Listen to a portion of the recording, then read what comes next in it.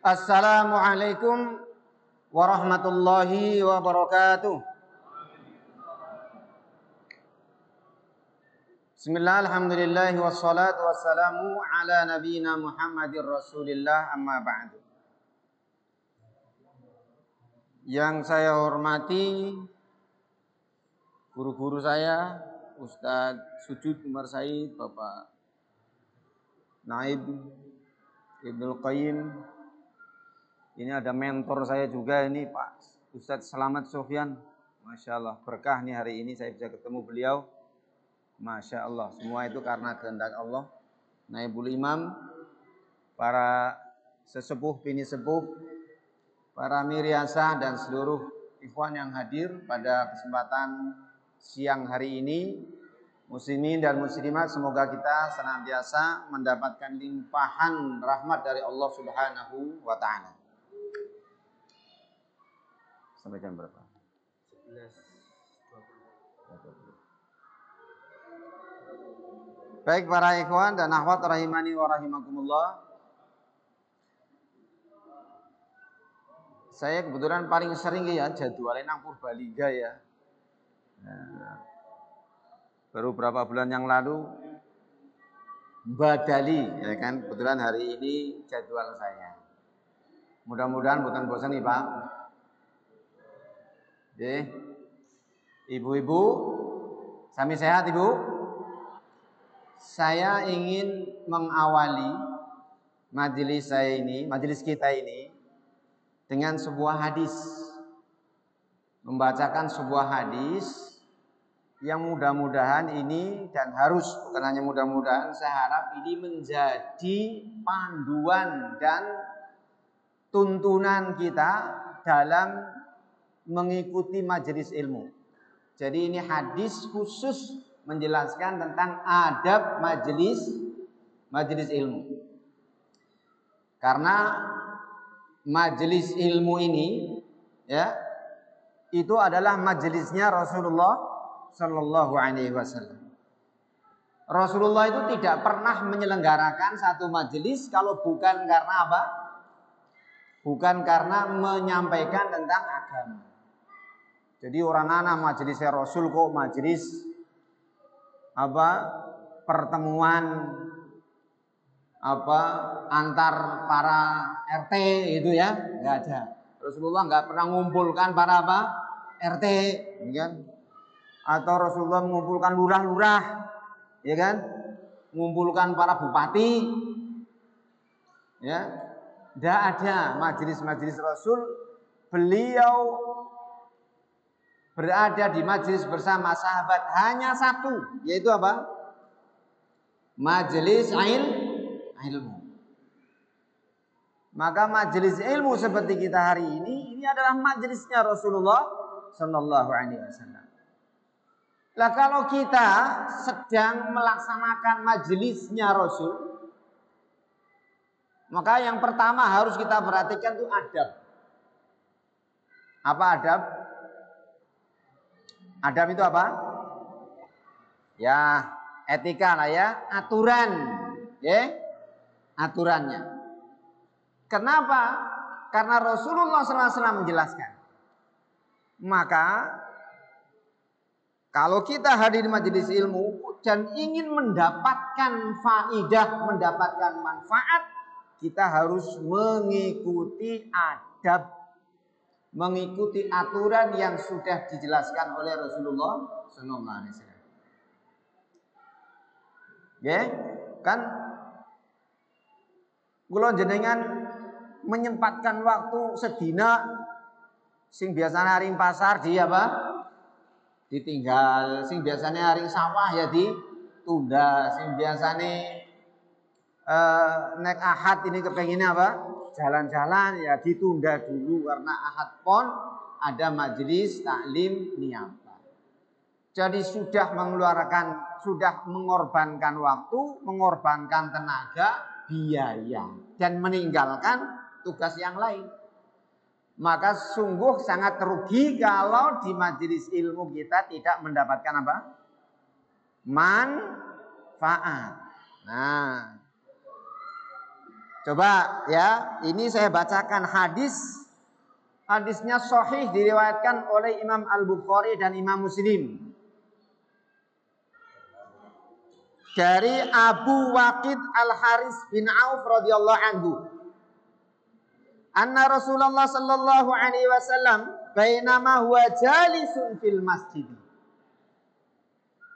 Bahwa Rasulullah ketika berada di majlis di masjid, jalisun duduk itu maksudnya berada di majlis ilmu di masjid. Wa nasu ma'ahu dan orang-orang sedang berkeliling mengerumuni beliau. Nah, jadi seperti ini ya. Nah, Rasulullah menyampaikan ilmu, para sahabat mendengarkan. Iz aqbala salasu nafarin. Tiba-tiba datang ada 3 orang. Datang di majelisnya Nabi tadi berapa orang? 3 orang. Perhatikan ini ya. Kenapa kalau kita perlu memperhatikan? Karena 3 orang ini, ya 3 orang ini itu mempunyai cara dan adab yang berbeda-beda. Antara 1, 2, dan 3 itu adabnya di majelisnya Nabi itu berbeda-beda. Terus akibatnya apa? Ya berbeda-beda. Nanti kita termasuk yang mana dan ingin yang mana. Ini yang perlu kita perhatikan. Fa'aqbala isnani ila Rasulillah sallallahu alaihi wasallam. Dari 3 orang ini ketika masuk datang, kemudian 2 orang duduk menghadap kepada Rasulullah sallallahu alaihi wasallam. Duduk, apa sih kayak lagi taklim, lagi ngaji. Nah, ya. Nah, terus yang 2 masuk, kemudian apa? Duduk di majelis itu. Wa dhahaba wahidun wa waqafa ala Rasulillah sallallahu alaihi wasallam. Kemudian 2 orang tadi kemudian dia masuk dan duduk menghadap kepada Rasul. Sing siji yang satunya ternyata ketika melihat lah anu ngaji lah. Mungkin ya ngaji kayak wingi lah anu ngaji lah wis sering utawane lah ngaji kayak sing mulang sapa sih ya kan, dan lain sebagainya. Akhirnya apa? Terus dia tidak masuk, akhirnya apa? Kelepat lunga. Tapi di antara 2 ini yang ada di majelis itu, fa amma ahaduhuma fara'a furjatan fil halaqah fajalasa fiha. Salah satunya di antara 2 itu dia mencari-cari tempat mana yang kosong. Nah, ugi nangarep. Jadi berusaha untuk mencari apa? Mencari di depan, ingin dekat dengan apa? Rasul. Tapi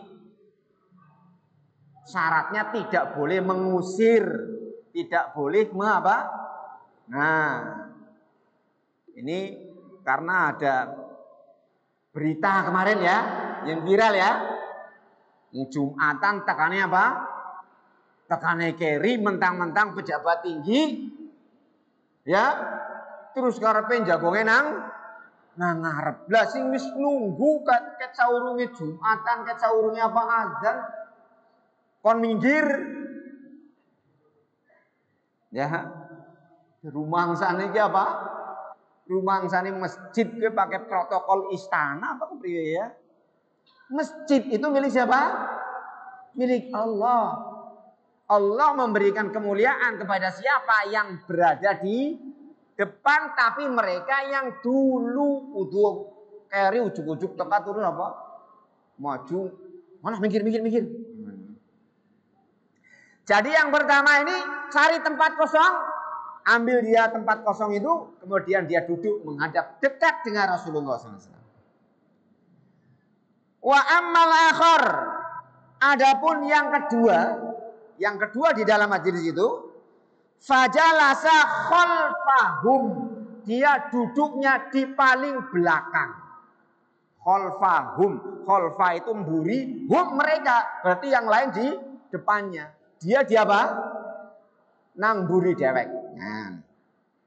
Nah, wis jajal kowe sinang mburi dewek, sapa kowe nyong, waduh ke nyong nggih, nang mburi dewek, kan? Kemudian falamma ya wa fa'amma ya fa'amma tsalisu fa'adbara wa dzaliban. Kemudian yang ketiga tadi ngerti majelis ya Rasulullah ngaji terus apa? Lunga kelepat. Falamma faragha Rasulullah sallallahu alaihi wasallam. Lah bareng wis rampung, majelisnya wis rampung, bubar. Qala kemudian Nabi sallallahu alaihi wasallam menjelaskan. Ala ukhbirukum anin nafaris salasah. Para sahabat, mau enggak saya jelaskan kepada kalian tentang 3 orang yang baru datang tadi. Maka Rasulullah sallallahu alaihi wasallam kemudian menjelaskan, amma ahaduhum fa'awa ilallah fa'awahullahu ilaihi. Yang pertama yang dia masuk kemudian cari tempat yang celah yang ada di depan, kemudian dia duduk di majelis dan dia berada di depan memperhatikan, fa'awahullah, dia sedang berlindung kepada Allah dan Allah berikan perlindungan kepadanya. Nah, yang pertama, sing jagongnya nang arep apa nang mburi? Sing milih nang arep apa nang mburi? Nah, jadi kalau ingin di majelis itu mendapatkan makwah, tempat perlindungan dari Allah Subhanahu wa taala, milih nang di ngarep apa nang mburi? Tapi ngarep ora kudu diperintahi. Nek diperintahi, lah gue anu kepeksa. Nah, tuh ya. Jadi ya besok lagi kalau mau cari makwah, tempat perlindungan Allah Subhanahu wa taala di majelis ilmu, maka datang gasih-gasihkan terus ngambil posisi di mana? Saged, Pak? Saged? Ibu saged nggih? Jadi udah buri disi sing dikebeki. Ya, kalau kita ingin mendapatkan makwah, tempat perlindungan Allah Subhanahu wa taala. Fa'amal akhar, adapun yang kedua sing jagonge nang buri dhewek, njiote malah apa? Aku nang buri bae lah. Nang apa nang buri? Lah isin nang arep mbok ditakoni ora bisa jawab isin. Nah, ya kan? Lah isin nang dhewek. Mbok ngonyo ngantuk dadi keton apa? Isin. Lah isinnya nang arep lah. Apa? Mbok apa? Arep kepengin mari mburi dadi angel dan lain sebagainya. Alasannya apa? Isin jago nang arep dengan berbagai macam alasan. Maka apa kata Nabi? Fastahya. Dia itu orang yang malu. Fastahyallahu anhu minhu. Maka Allah pun malu terhadap orang ini. Maksudnya apa? Ora gelem merek. Wong isin karo wong niku mereknya apa ngadoi? Nah, tadi sing senenge milih jagong nang mburi krana istahya tadi isin. Hati-hati, ya kan?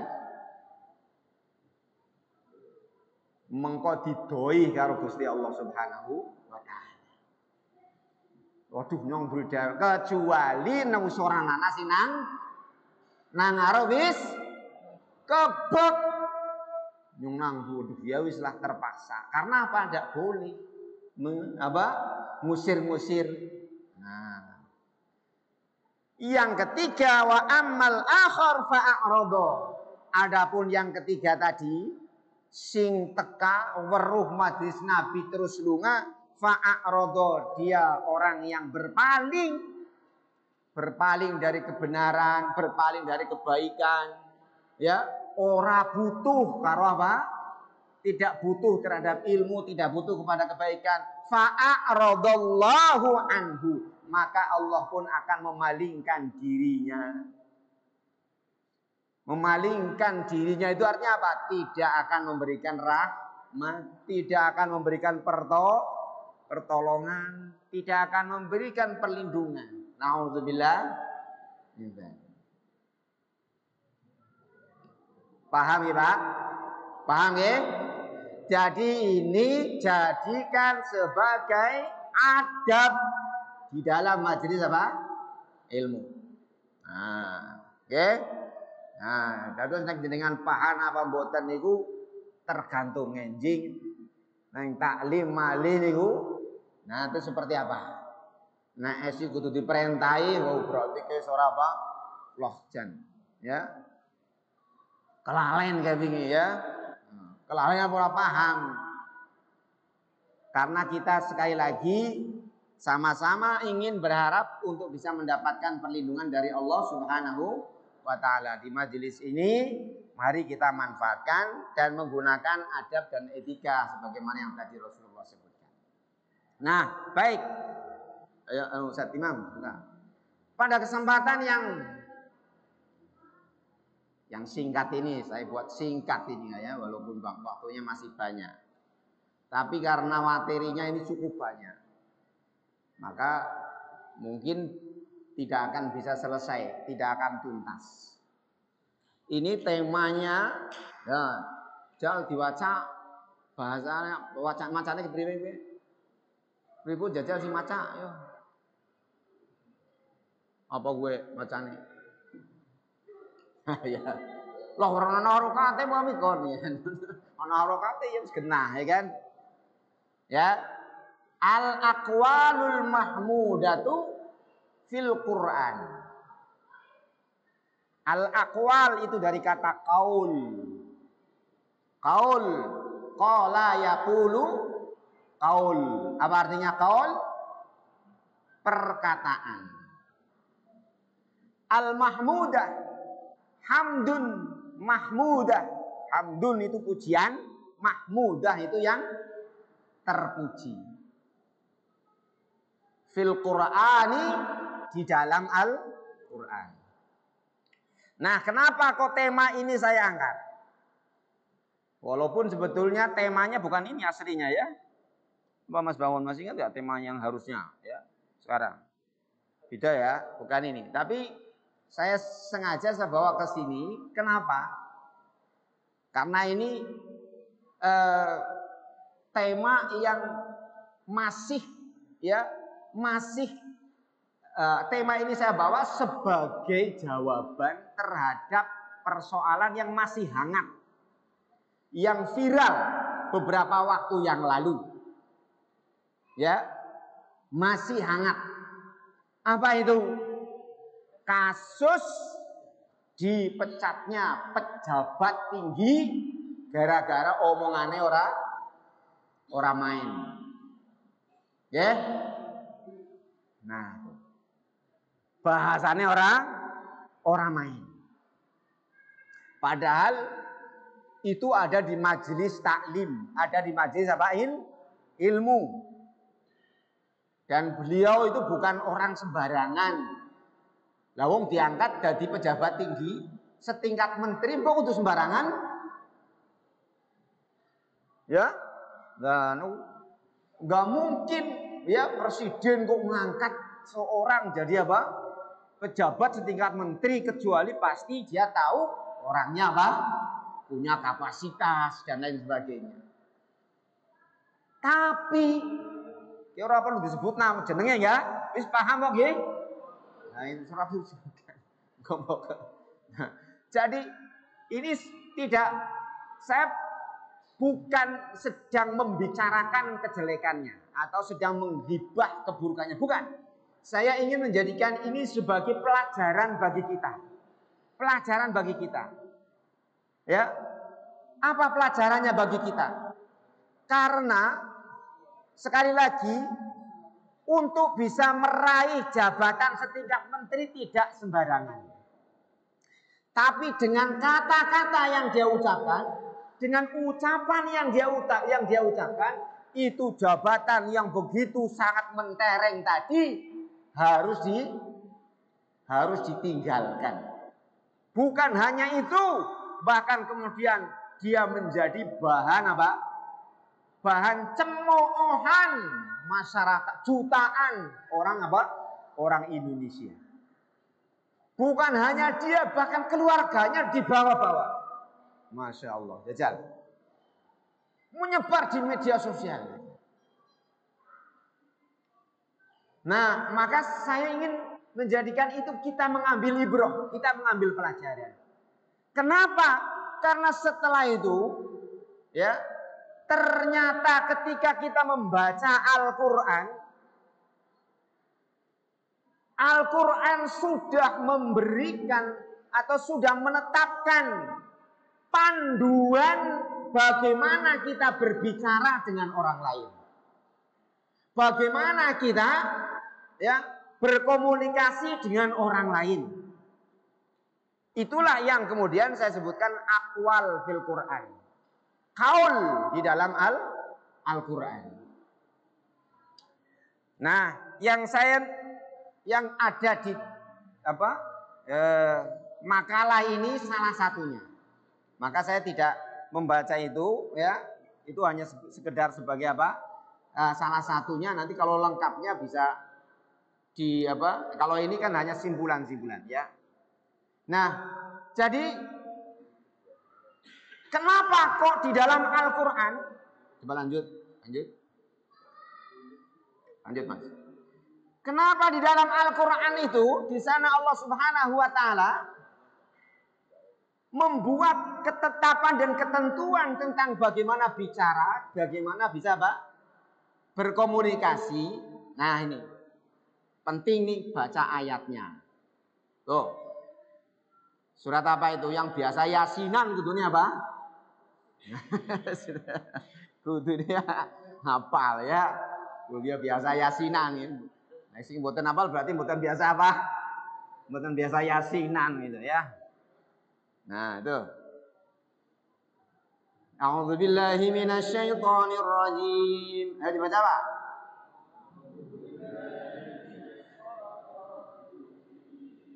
Inna nahnu nuhyil mauta wa naktubu ma qaddamu wa asarahum.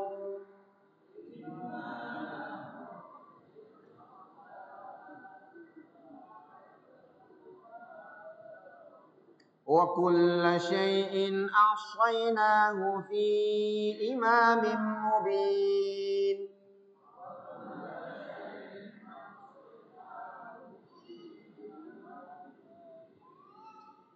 Sesungguhnya kamilah yang menghidupkan orang-orang yang mati, dan kami pula lah yang mencatat apa yang telah mereka kerjakan dan bekas-bekas yang mereka tinggalkan. Bekas-bekas yang mereka tinggalkan itu artinya sejarah. Karena setiap orang, ya, dalam perjalanannya itu sebetulnya dia sedang mencatat sejarah. Ada biografi. Nah, itu catatan tentang apa? Sejarah. Biasanya sing digawe biografi niku wong sing kados pundi?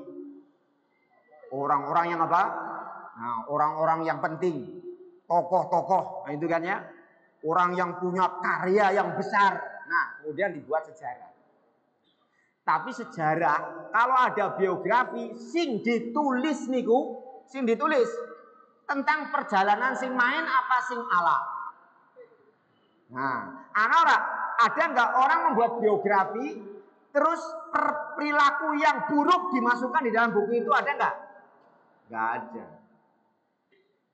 Tapi kalau Allah Subhanahu wa Ta'ala yang membuat catatan buku biografi, asar itu apa yang sudah dia tinggalkan orang sing ketinggalan. Sing main ya di tulis, sing ala ya di tulis. Nah, itu. Ya. Semuanya akan dicatat. ucapan kita sekecil apapun, kalau itu mempunyai dampak hukum, artinya apa? Dampak hukum bermanfaat bagi orang atau berbahaya bagi orang, menyenangkan orang lain atau menyakiti orang lain, itu artinya perucapan yang berdampak hukum, atau ucapan yang ada nilai, ya, nilai manfaatnya, atau lagu kosong. Apalagi perbuatan, semuanya dicatat. Nah sekarang yang menjadi pertanyaan, nek jenengan nanti membuka, ya, buku Imami Mubin, ini buku Imami Mubin di dalam ayat ini adalah tentang buku catatan. Nek jenengan mangke mendapatkan buku catatan, maunya catatannya baik apa buruk? Sing ala-ala dibusek apa sih tetep nang buku? Nah, gampang, ya. Itu sudah ada caranya, dengan bertaubat, dengan menjaga, dengan berbagai macam amal. Nah, karena semua apa yang kita lakukan, ucapan kita, perbuatan kita, itu dicatat oleh Allah, berarti akan dimintai pertanggungjawaban. Maka jangan sampai keluar kata-kata kecuali kata-kata yang ucapan yang di antara ucapan yang baik itu tidak menyakiti orang lain. Banyak sekali. Nanti di dalam akwal itu banyak sekali. Ya.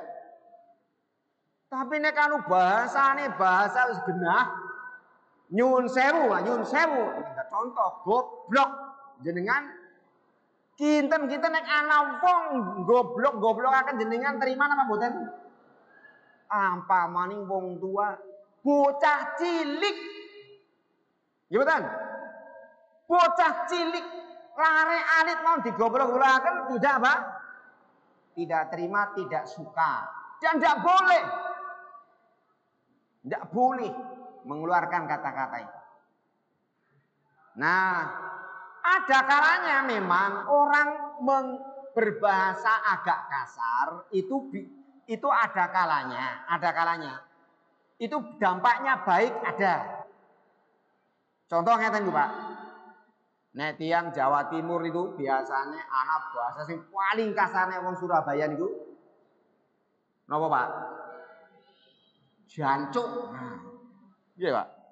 Ada bahasa begitu ya. Itu bahasa sing paling apa? Kasar. Tapi untuk mendekatkan kekerabatan, untuk mengakrabkan, bahasa itu biasa digunakan. Cuman itu tidak diucapkan di forum terbuka atau di forum resmi. Itu sifatnya, nah, di ruang-ruang privat. Nek ngobrol dewekan, ngobrol bareng, ya kan? Ketemu bareng, ketemu dewekan. Nah itu mah biasa. Tapi coba kalau diucapkan di forum begini, nah gimana itu? Nah, jadi tujuan yang baik untuk mengakrabkan pun juga harus dilihat apa? Dilihat tempatnya. Lanjut, ya penting ini menjadi dasar landasan supaya kita apa? Menjaga lisan. Ini hadisnya agak panjang. Ala ukhbiruka bi ra'sil amri wa umudihi wa dzurwati sanamihi. Maukah aku tunjukkan kepada kamu puncak dari urusan agama ini, wa umudihi, dan juga tiang agama ini, wa dzurwati sanamihi, dan juga dari apa? Nah, apa ya, kubahnya, ya yang paling apa? Tinggi. Qultu, saya berkata, bala ya Rasulullah. Qal Rasul amri al-Islam. Pun puncak segala urusan itu Islam. Jadi ya segala urusan itu harus dibentengi, harus dibatasi dengan aturan-aturan apa? Islam. Jadi wong urip itu segala sesuatunya harus apa? Islami.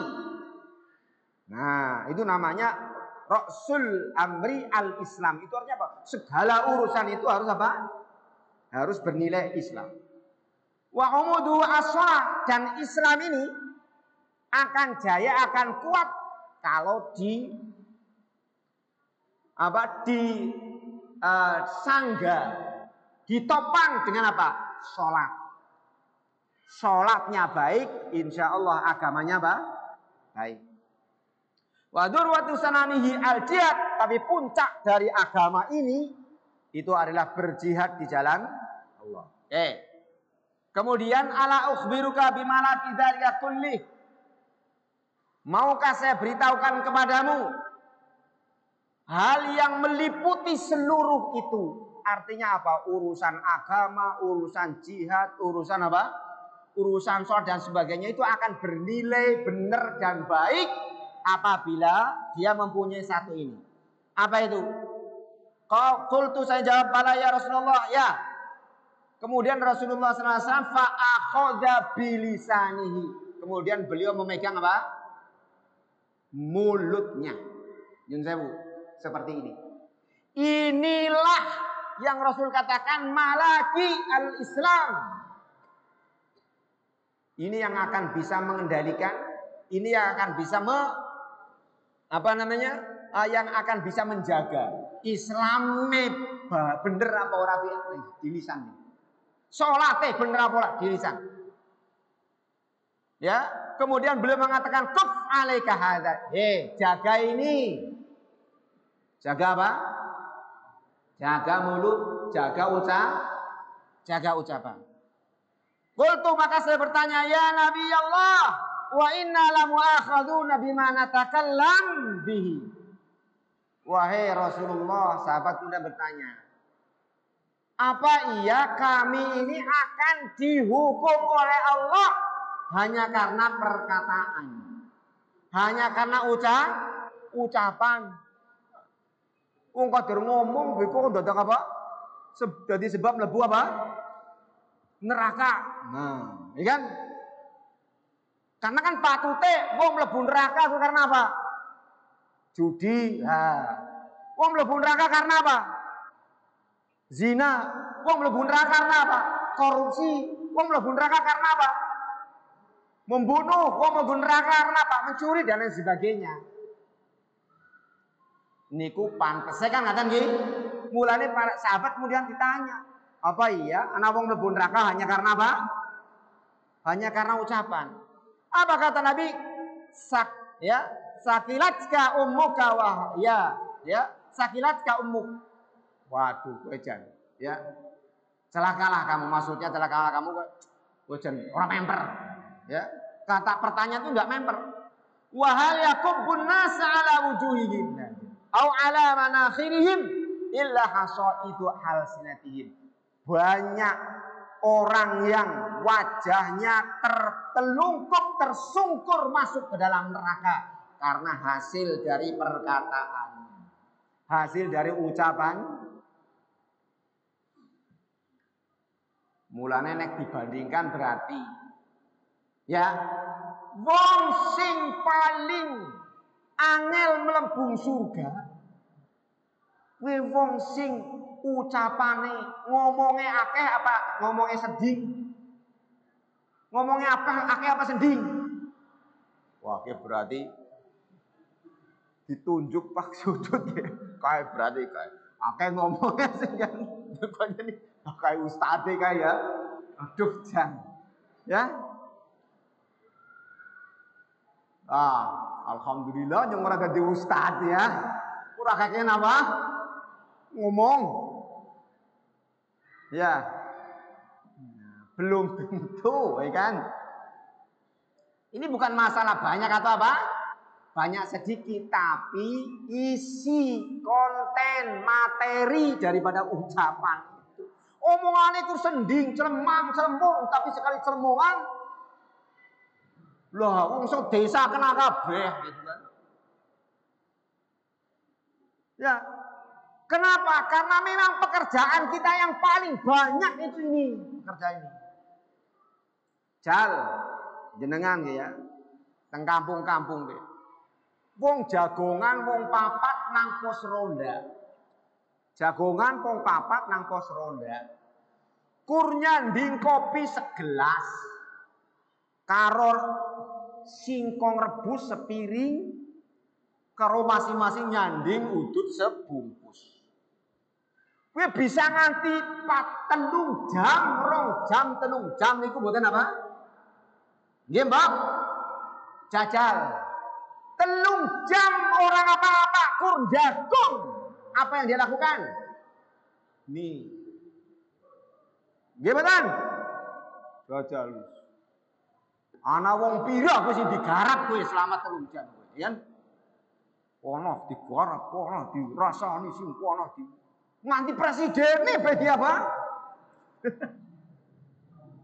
Oh ya, Kang Lurah, bupatine, gubernur, nganti presiden berarti apa? Nah, bicarakan. Tuh, coba. Dia tidak melakukan aktivitas apapun, tapi bisa mengeluarkan kata-kata ribuan, bahkan mungkin puluhan ribu selama 3 jam. Kurung entong nak kopi nah itu ya, maka pantaslah kalau kemudian Al-Quran itu memberikan tuntunan yang betul-betul ya lengkap terkait bagaimana kita umat Islam itu berbicara menggunakan lisan di dalam apa berbicara. Lanjut. Nah, terus apa sih? Nah, kalau kita baca di dalam Al-Quran, saya sudah kumpulkan ini kaul di dalam Al-Quran itu, dan itu diperintahkan kepada kita untuk digunakan. Itu ada 7 macam. Yang pertama ini kaulan sadida. Lanjut, ya. Kaulan sadida. Nah, kaulan sadida itu apa ya? Nanti aja ya. Kita sebutkan dulu saja. Yang pertama, itu ada di dalam surat Al-Ahzab ayat 70, surat An-Nisa ayat 9. Lanjut. Yang kedua, kaulan layyina. Ada di dalam surat Toha ya. Ayat ke-44. Kaulan layyina. Artinya sebutkan kaulan sadida itu perkataan yang artinya ya baik, lurus. Nah, nanti akan kita baca penjelasan para ulama yang dimaksud sadida itu apa. Yang kedua kaulan layyina, surat Toha ayat 40. Layyin itu artinya lembut. Kemudian yang ketiga kaulan karima, perkataan yang mulia. Surat Al-Isra ayat 23. Ya. Kemudian yang keempat, kaulan maisuro. Kaulan maisuro, perkataan yang ringan. Surat Al-Isra ayat 28. Yang kelima, kaulan hasanah. Ucapan yang baik. Surat Al-Isra ayat 53. Yang keenam, kaulan baligho. Ya, perkataan yang dalam, ya, yang mendalam. Surat An-Nisa ayat 63. Dan yang ketujuh, kaulan ma'rufa, perkataan yang ma'ruf. Ma'ruf ya artinya baik juga. Nah, ini paling banyak kaulan ma'rufa itu disebutkan dalam Al-Quran ada 4 ayat. Surat Al-Baqarah 235, Al-Baqarah 263, An-Nisa ayat 5 dan An-Nisa ayat 8. Kaulan ma'rufah. Nah, inilah kaul yang Allah perintahkan. Qulu kaulan sadida, ucapkanlah kaul sadida. Qulu kaulan, qula, kalau ini qula kaulan layyina. Qulu kaulan karima. Qulu kaulan maisura. Qulu, ya. Lihat apa namanya? Kalau ini kalimatnya bukan qulu tapi waliyaqulu allati hiya ahsan. Ucapkanlah yang baik. Kemudian qulu qaulan baligha, dan qulu qaulan ma'rufa. Nah, inilah 7 bentuk qaul di dalam Al-Qur'an yang diperintahkan untuk kita bagi umat Islam menjadikannya sebagai landasan. Lanjut. Kita masuk sekarang yang pertama. Qaulan sadida. Apa itu qaulan sadida? Arti kata sadid. Sekarang kalau kita pahami sadid, kalau menurut bahasa itu ada 2. Ya. Menurut bahasa itu ada 2 macam. Yang pertama, ya, sadid itu artinya nutup. Nah, jadi menempati atau nutup. Nah, kalau ini bisa bagi mereka yang pernah belajar ilmu tentang apa? Tentang nahwu sorof. Nah, tentang bahasa apa? Kaidah bahasa Arab. Itu akan mendapatkan istilah sadda masaddal khobar. Sadda masaddal khobar. Lafal yang menempati khobar. Artinya apa? Kata sadda yasuddu sadid bermakna menempati. Menempat. Loh, sekarang hubungannya apa? Perintah qaulan sadida dengan makna apa? Sadid itu artinya menempat. Karena memang orang bicara itu harus paham apa? Tempat. Nanti ada kaidah Arab, ya, sebutkan yang kedua dulu. Yang kedua artinya mencegah. Nah, mencegah. Jadi kalau yang pernah belajar ilmu usulul fikih, di sana ada istilah sadduz zari'ah. Sadduz zari'ah itu artinya apa? Melarang sesuatu yang asalnya boleh karena dikhawatirkan terjadi perbuatan yang dilarang. Jadi ada perbuatan yang asalnya boleh tapi dilarang karena dikhawatirkan akan menyebabkan terjadinya perbuatan yang diharamkan oleh Allah. Itu namanya, itu dalam ilmu ushul fikih disebut dengan sadduz zari'ah. Nah, lanjut, bahwa orang berucap itu, kata-kata itu harus ditempatkan pada tempatnya. Oh, sampai di situ ya. Coba lewat dulu. Dalilnya lewat dulu. Terus. Next. Nah, setelah ini. Nah, di sini ada perpustakaan nih, ya kan? Likulli maqamin maqal wa likulli maqalin maqam. Iki kudu hafal ge, ya kan? Cara wong Jawa ki parikan. Cara wong Jawa ki istilahnya apa? Parikan. Likulli maqamin maqal wa likulli maqalin maqam. Apa artinya? Likulli maqam. Setiap tempat itu ada makolnya. Makom itu apa artinya? Tempat. Makol itu apa? Perkataan. Dari kola yakulu. Makol. Bahasa bahasanya begitu ya. Setiap tempat punya bahasanya. Sebaliknya, walikulli maqalin maqal, dan setiap bahasa itu ada tempat. Coba nih ya. Nah, bagaimana ini penerapannya dalam dalam kehidupan kita? Contoh begini, Pak. Nih ya. Jenengan tuh punya teman dekat. Bisa orang usah dhuwur-dhuwur jabatannya dadi lurah lah mamang nggih. Duwe batir dadi apa? Dadi lurah. Niku batir sing parek banget. Lah asal ketemu jenengan biasane manggil niku kudu jenengane. Tapi paraban sing apa?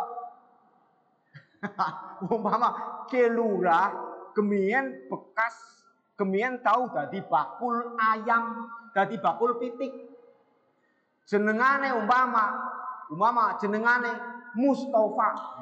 Jenengane main Mustafa.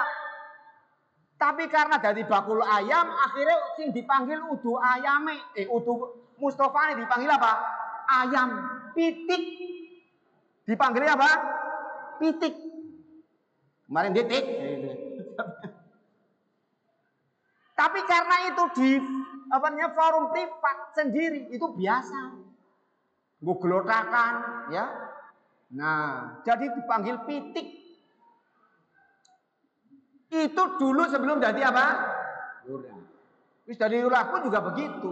Nah, ketemu dewekan, ya. Ngomong titik, pitik. Tapi ketika kemudian Pak Mustafa ini di ruang sidang di kantor kepala desa agi rapat jenengan derek tumut rapat teng mriku terus jenengan ngacung getik pitik aku usul kayak gini ya kira-kira pripun.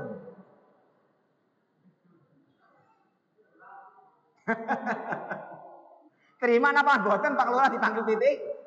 Padahal biasanya ya biasa baik. Nggih. Tapi kenapa kok jadi orang biasa? Makom, karena yang membedakan apa? Tempat. Nah, itu maksud ada likulli makom makol. Ya, maka jangan sembarangan kemudian ini udah biasa bahasa apa? Bahasa gaul, ya kan? Bahasa kekerabatan, bahasa apa? Untuk kedekatan dan sebagainya. Nah, itu ya. Itu yang kalau kita pahami dari apa? Dari sadda masaddal khobar, makna sadda sadid itu artinya tempat. Karena apa? Likulli maqamin maqal wa likulli maqalin maqam. Apal, Pak? Apal? Jajal, baca bareng-bareng.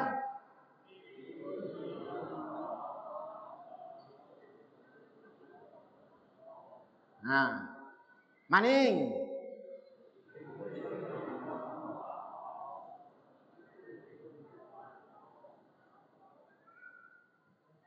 Bingung apa ora? Wong likuli kan, likuli mak kabeh likuli mak likuli mak ini ya. Makol, makol lagi itu dibalik, ya. Jadi likuli makol, likuli makol ya dibalik, ya. Sikit balik, ya, balikan halamannya, ya ke atas. Nah, jajal umpetna siki, umpetna. Umpetna, jajal ulangi.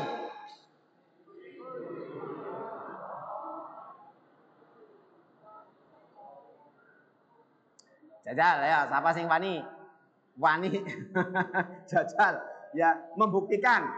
Nyong sapal, ya kan? Nah, ayo, coba siapa? Loh. Orang ning wani.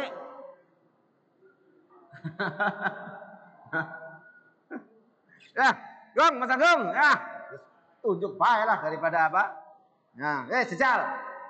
Yo. Oke, yo. Likulli maqalam likulli maqaman maqal likulli maqalan maqal. Bukan makolan, makolin. Ya, mudhof ilaih kan. Likulli maqamin maqal wa likulli maqalin maqam. Nah, itu ya. Terus lanjut. Kemudian sadid juga bermakna mencegah. Artinya apa? Kalau kita hubungkan dengan qulu qaulan sadida, maka bahasa itu harus punya tujuan untuk mencegah terjadinya hal-hal yang tidak baik, ya. hal-hal yang tidak baik. Terus sekarang kita lihat coba penjelasan para ulama. Apa makna sadid? Ini saya baca di dalam tafsir Al-Baghawi. Saya nukil di dalam tafsir Al-Baghawi, di situ ada pendapat 3 ahli tafsir. Yang pertama sahabat Ibnu Abbas. Beliau mengatakan qaulan sadida ay qaulan shawaba. Tuh, ya. Menurut Ibnu Qatadah, beliau mengatakan qaulan sadida ay qaulan adla. Menurut Imam Al-Hasan Al-Bisri, beliau mengatakan qaulan sadida ay qaulan sidqa. Apa bedanya? Qaulan shawaba, ini udah sering ini kita dengar shawab. Apa artinya shawab? Kan biasa jenengan biasa gunakan loh. Apa? Nah, jenengan menyampaikan sesuatu, bicara sesuatu, terus akhirnya apa? Wallahu a'lam. Nah, ya mbak sering nih mengucapkan Allahu a'lam bisawab. Shawab itu apa? Shawab itu artinya benar. Allahu a'lamu, Allah lah yang mengetahui bisawab, dengan kebenaran yang saya ucapkan. Itu kalau kita menghubungkan atau menjadikan itu sebagai penutup ucapan kita. Artinya apa? Artinya kita ini kalau sedang atau kalau menyampaikan informasi, menyampaikan berita, menyampaikan ilmu, apapun itu, tentu semuanya harus atas dasar pengetahuan. Gimana? Orang itu harus menyampaikan sesuatu dasarnya karena dia sudah tahu. Tapi masalahnya, apakah pengetahuan yang ada di otak kita itu pasti benar? Pasti nama boten? Pasti nama boten? Boten. Yang pasti benar itu apa yang Allah ketahui. Yang kita ketahui itu sebatas kemampuan kita. Maka oleh karena itu, ya, ketika kita menyampaikan berita, kita harus tawadu. Ketika menyampaikan pendapat harus tawadu. Tidak boleh merasa bahwa apa yang saya sampaikan itulah yang benar. Kalau sudah begitu akhirnya apa? Sing beda dianggap salah. Gara-gara tauhidnya ini kurang. Tauhid ketika kita menyampaikan sesuatu bahwa kebenaran yang mutlak itu adalah apa yang Allah Subhanahu wa taala ketahui. Karena kita merasa lebih tahu, akhirnya apa? Sing kana yang ngomong sing paling apa? Sing paling bener, sing kana yang ngomong sing paling, masing-masing aku sing paling. Akhirnya apa yang terjadi? Nah, itulah ya sumber konflik. Dimulai dari kesombongan, ketidaktawaduan kita.